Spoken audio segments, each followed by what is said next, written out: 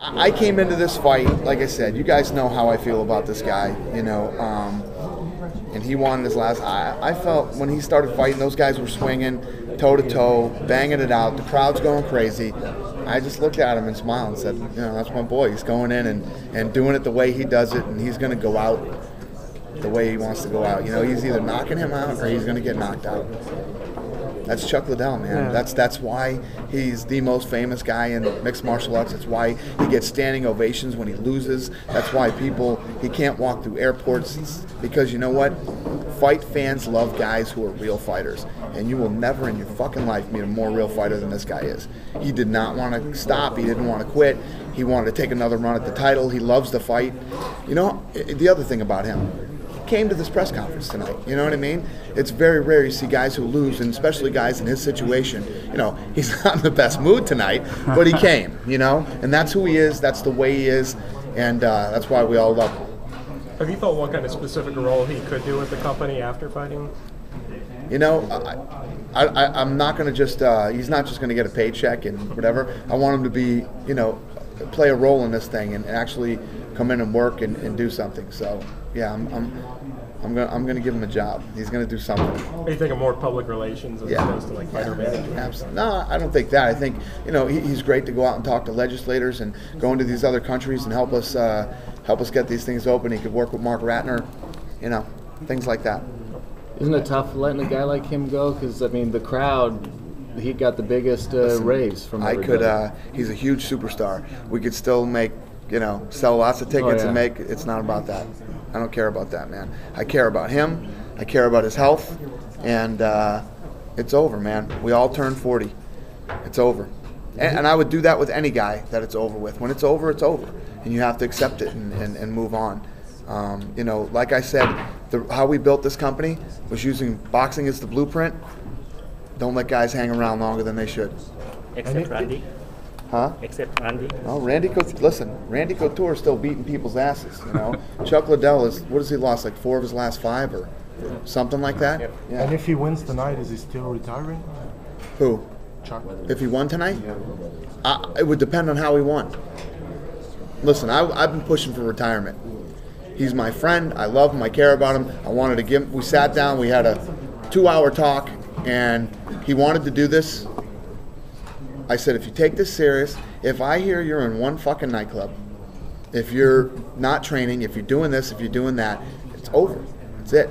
It's over. And he's like, no, I'm taking this serious. I'm coming back. And he did. He kept his word, trained hard, he got in great shape, came out gunslinging like he does, and, that was it. If that was a toe-to-toe war, he got flashed a couple times, and it went to a decision, he'd be retiring too. He'd still be retiring. Even if it was a submission. It's not like no. If it went to a decision, if it went to a decision, he got hit with a lot of punches. I don't want him to fight anymore. He doesn't. He fucking has nothing to prove. Nothing to prove. He doesn't have to prove anything to me, the rest of the world. He's got shitloads of money. There's no reason for it. He's still one of your biggest draws. Exactly. That's Don King and the old time guys. I don't give a shit how much he draws. I don't want to see him get hurt. Do you feel like he feels like he has anything left to prove? Or is it just a matter of him wanting to fight? We made an agreement. We sat down in Las Vegas and made an agreement. He had his shot tonight to do it. And, I don't think he feels he has anything to prove. He likes to fight. He likes to get in there and mix it up with guys, And when you love fighting as much as he does, or anything you love, it's hard to walk away. Walking in and the fucking 22,000 people are screaming for you and grabbing your hand and touching you, and you get in there and you fight and you win, and the adrenaline, and it's hard to give up, man. With your boxing background, did you expect this time with Howard? Did you expect him to change his style at all, bring his hands up? Yeah, I expected him to work on his timing and getting sharp and getting off. But listen, no matter how hard you train or what you do, when you're 40. Shit don't work like it used to. And I'm not comparing myself at all to any athletes or anything like that. But when I was fat and happy sitting up in my office and Tito challenged me to that, boxing match, right. In your mind you're thinking, yeah, I'm that same guy. And then you get your ass in the gym and you start going, whoa. Right. I'm fucking 38. What am I doing here? Why did I say yes to this?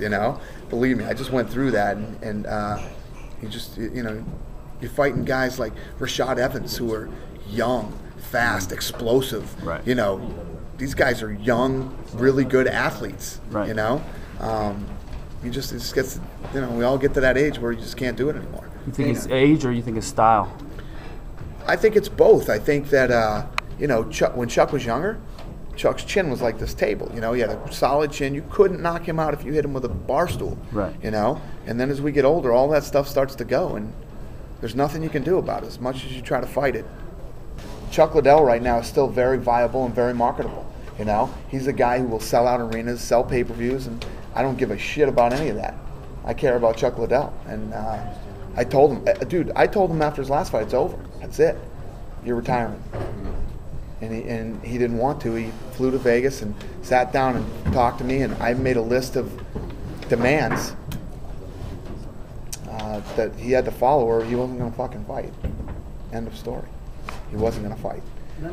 He promised me that he would do it. He promised me that he would, you know, change his training. He would train hard. He would stop partying. He would do this and that. And he did everything. He kept his end of the deal.